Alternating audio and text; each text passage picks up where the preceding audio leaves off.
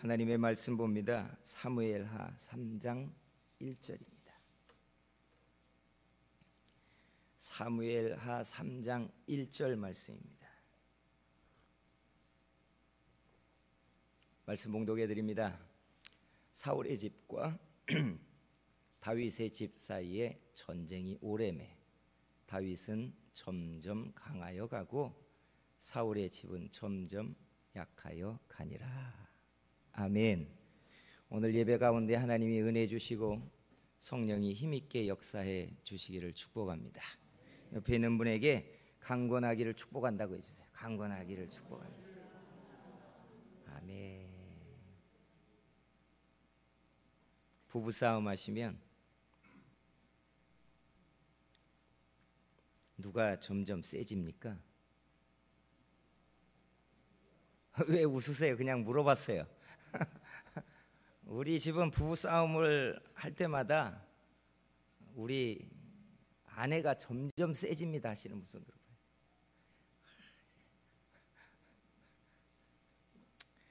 축복합니다. 바라건대 세져서 다윗같이 되기를 축복합니다.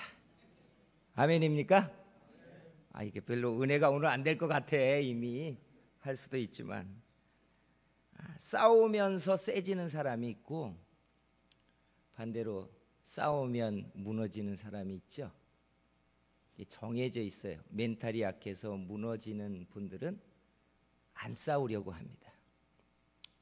근데 싸워서 세지는 사람들은 싸울 때마다 내공이 늘어나고 단단해진다고 합니다. 약간 어색하게 들릴 수 있지만 싸워서 세지는 사람들이 다윗이 되지 못한다면 여러분은 그냥 자기 머리만 무너뜨리는 사람이 될 가능성이 많아요. 오늘 우리가 읽은 이 본문은 여러분 잘 아다시피 다윗이 유다 지파의 왕이 된 다음에 사울이 죽고 나서 무비보셋이 왕이 되었는데 무비보셋이 왕이 되어 있는 약 7년 동안 유다 지파의 다윗과 사울의 왕과 사이에 크고 작은 전쟁이 계속되었다는 겁니다. 그런데 싸움이 계속될수록 다윗의 집은 점점점 세졌다는 거예요. 반대로 사울의 집안은 점점 약해졌다는 거예요. 이 한마디의 문장이, 이 하나의 문장이 하나님이 사람을 키우고 계시는 전형적인 성경의 문장입니다. 하나님이 사람을 어떻게 키우시는가? 우리는 간단하게 생각해서 교회 나와서 예배드리고 은혜 받으면 믿음이 막 쑥쑥쑥 큰다고 생각하잖아요. 그런데 예배당 안에서의 은혜와 믿음은 삶의 현장에 가서 부딪히기 시작하면 전혀 다른 상황이 발생해요. 현장에서 부딪히면서 문제를 만나고 씨름을 해야 되는 상황에서 어떤 사람들은 점점점 세지는가 하면 어떤 사람은 무너지기도 한다는 거예요. 교회에서 받은 은혜가 여러분의 삶의 현장에서 여러분을 이기게 해야 돼요. 그래야 세지는 것이고 그래야 믿음이 자라는 거예요. 하나님이 오늘 저와 여러분을 삶의 현장에서 믿음이 이기게 하는 사람들 만들어 주실 줄 믿습니다. 그런데 어떻게 이기게 했을까? 이게 참 흥미진진한 방법이에요. 다윗이 여러분 처음 싸웠던 대상이 누군 줄 아세요?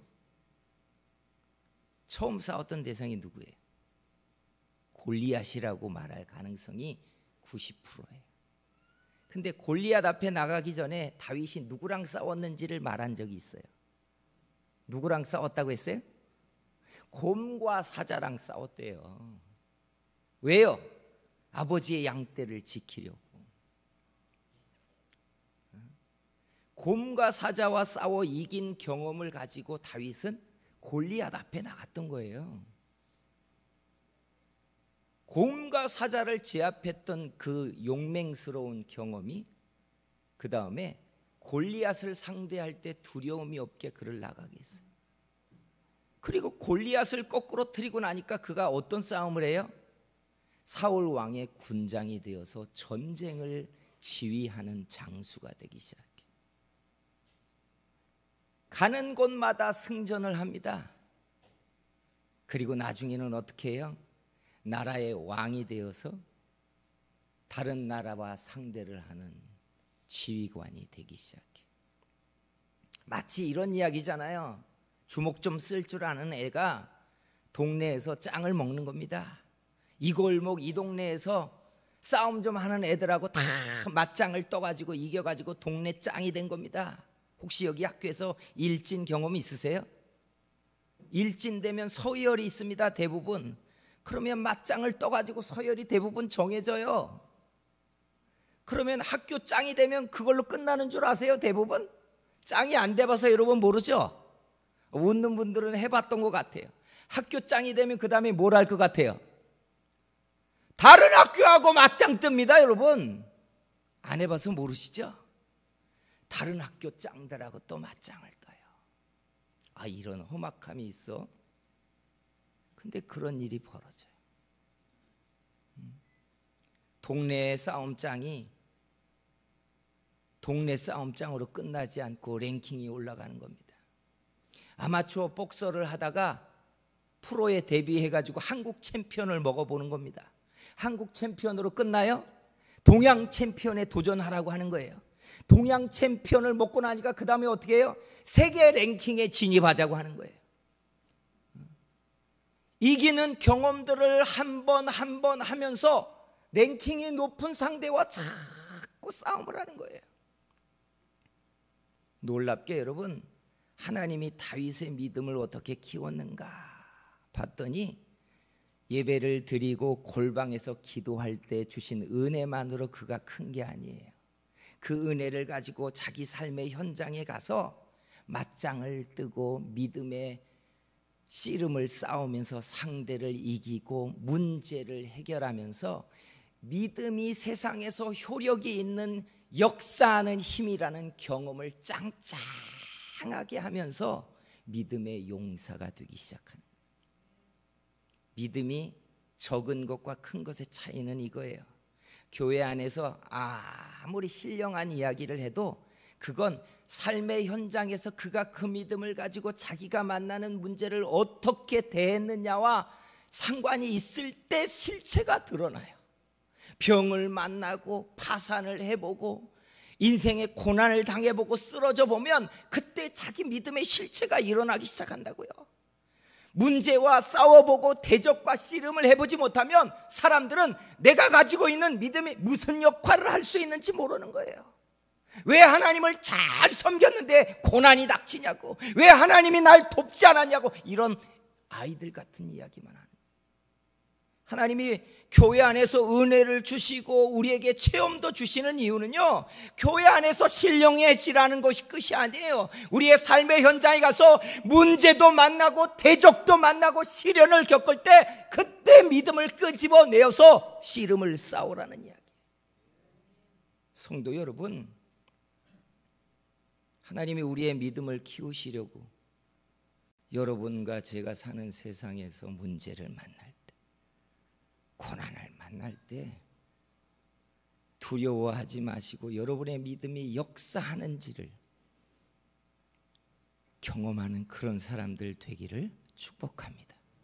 그래서 성경 전체를 보면 별로 그렇게 유쾌해 보일지 않을지 모르지만 하나님이 자기 백성들의 믿음을 경험시키거나 믿음이 효력 있다는 걸 체험케 하기 위해 언제나 문제 앞에 그들을 끌고 갔다는 사실을 아십니까?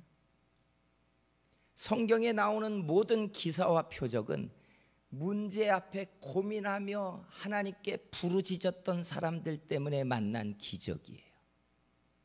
이게 보여야 돼요. 이스라엘 백성들이 고센에서 400년을 살았는데 새로운 왕조가 들어서서 그들이 이스라엘과 평화롭게 지내겠다라고 하는 조약을 깨버리고 핍박하지 않았다면 이스라엘은 가나안을 향하여 출애굽하는 결단하지 않습니다. 문제가 일어나니까 기도를 시작하고 그 기도는 역사를 일으키기 시작했어요. 하셔야 돼요. 만약에 하나님이 불기둥과 구름기둥으로 그들을 홍해 앞으로 끌어가지 않았다면 아무도 하나님이 바다를 갈라서 자기들을 건넬 수 있다는 경험을 해보지 않았을 거예요. 출애굽을 할 때 보름이면 가나안에 갈 수 있는 길이었어요. 그래서 사람들이 보름치 식량을 준비합니다. 그런데 하나님이 보름이 되는 동안에도 광야 한복판에 그들을 세워놔요. 식량이 당연히 떨어지죠. 계획이 없던 일이 벌어지는 겁니다. 두려움에 벌벌 떨고 나고 그 문제 가운데 씨름을 하니까 그들이 어떤 경험을 했는 줄 아세요? 하늘에서 쏟아진 만나가 자기를 살게 할 수 있다라고 하는 신비한 체험을 하기 시작해요. 보세요. 성경에서 기사를 경험하고 믿음을 경험하고 하나님이 살아계시다라는 체험을 했던 모든 상황을 보면 다 이스라엘이 문제 앞에 서 있었을 때예요. 문제 앞에 있을 때. 그리고 그 문제 앞에서 자기들의 믿음이 역사하고 하나님이 살아계시다는 경험을 하기 시작해. 사드락과 메삭과 아벳느고가 여러분 신상 앞에 절하라고 하는 왕의 명령을 어기고 믿음을 지키겠다고 옹고집 같은 씨름을 싸우지 않았다면 하나님이 그 가운데 자기들을 살리시는 경험을 누가 했겠냐고요. 못하는 거예요. 못하는 거예요. 다윗이 골리앗 앞에 서기 전에 곰과 사자와 싸워서 이기게 하시는 하나님을 경험하지 않았다면 골리앗 앞에 서는 다윗을 우리는 역사에서 볼 수 없었을 거예요. 우리의 믿음이요, 교회 안에서 하나님은 뭐든지 할 수 있다라고 노래하는 그 믿음이 아니라 우리의 삶의 현장에서 일어나는 문제와 고난과 대적의 문제를 내 믿음을 가지고 정면으로 씨름을 싸우고 하나님이 응답하고 역사하는 걸 경험해야 하나님이 살아계시다라고 경험하기 시작하는 거예요. 믿음은 이렇게 커요. 믿음은 이렇게 자란다고요. 사랑하는 성도 여러분, 주께서 여러분을 문제 앞에 세우시거든, 혹은 대적 앞에 세우시거든, 여러분의 믿음의 씨름을 통해서 여러분의 믿음이 클 수 있는 기회라는 사실을 여러분들이 발견하시기를 주의 이름으로 축복합니다.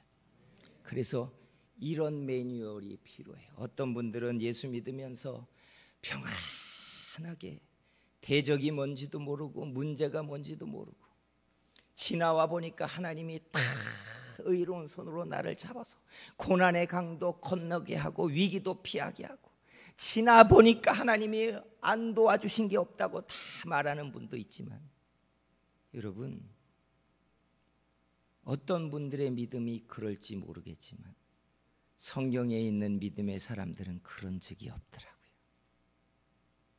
그래서 우리에게 매뉴얼이 필요해요.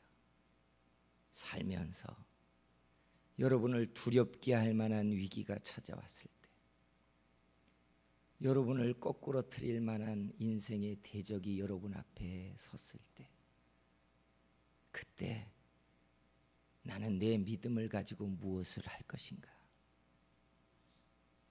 이게 중요한 매뉴얼이에요. 첫째, 목사가 말할 때 마음에 품으세요. 첫째, 강하고 담대하기예요. 강하고 담대해지기를 축복합니다. 믿음은요, 끄집어내면 역사하지만 담고 있으면 아무것도 하지 않아요. 그죠? 가난한 사람과 부자의 차이가 돈을 쓰는 방식에서 어떤 건지 아시죠? 가난한 사람들은 어떻게 해요? 돈을 모으죠. 부자는 어떻게 해요? 재생산이 일어날 수 있는 곳에 돈을 씁니다.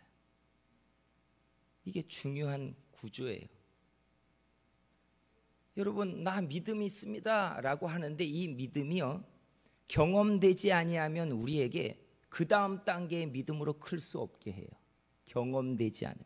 근데 경험은 어디서 일어나요? 경험은 문제를 만나서 내가 그 문제를 믿음의 씨름을 싸워서 이길 때 내 믿음이 살아있다는 경험을 해요.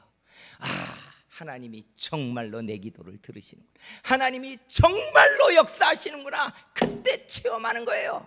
성경에서 날마다 보던 하나님, 날마다 설교 시간에 들었던 하나님이 역사한다는 말이 내가 체험할 때에서야 내 믿음이 된다고요. 그러니까 문제를 만나거나 대적을 만나거나 고민이 터져 나오거든. 첫째 매뉴얼이 강하고 담대하게. 내 안에 무슨 카드가 있어요? 하나님의 카드가 있는 걸 믿고 믿음을 끄집어 내시는 거예요. 할렐루야. 이게 하나님이 우리를 문제 앞에 붙여서 우리를 키우시는 하나님의 방식이기 때문에 나도 그런 꼭지로 서라고요. 하나님은 나를 키우려고 문제 앞에 세우고 랭킹전에서 또 그 다음에 더 큰 세력을 만나게 하고 이렇게 자라가게 하는데, 나는 문제를 피해 다니려고만 하는 거예요. 고난을 피해 다니고 대적을 피해 다니고. 그러니까 성경을 읽을 땐 믿음이 있는 것 같고 예배를 드릴 땐 믿음이 있는 것 같은데, 문제가 터지면 좌절하고 실망해버리는 거예요. 성도 여러분, 여러분 안에 있는 믿음은 끄집어내면 역사하는 하나님의 힘인 줄 믿습니다. 담대하게 나는 하나님을 의지한다고 해야 돼요. 골리앗 앞에 갈 때 그 어린 소년 다윗이 뭐라고 했는지 기억나세요? 너는 칼과 단창으로 내게 나오지만 나는 만군의 여호와의 이름으로 네게 가노라. 할렐루야. 이게 여러분 세상 사람들이 볼 때 얼마나 하찮은 말이에요.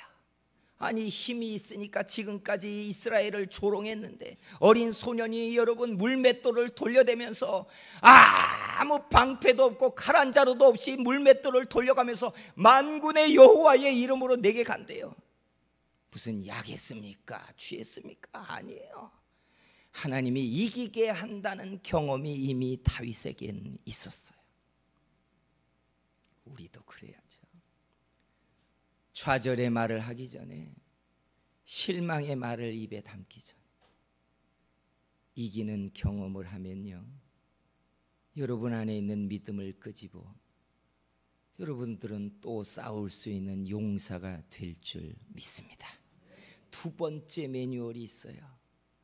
여러분, 문제 앞에 하나님이 세우고 문제 앞에 세우거든 랭킹전을 한다고 받으셔야 돼요. 제가 볼 때 여러분, 시험은 감당할 만한 것을 주신대잖아요.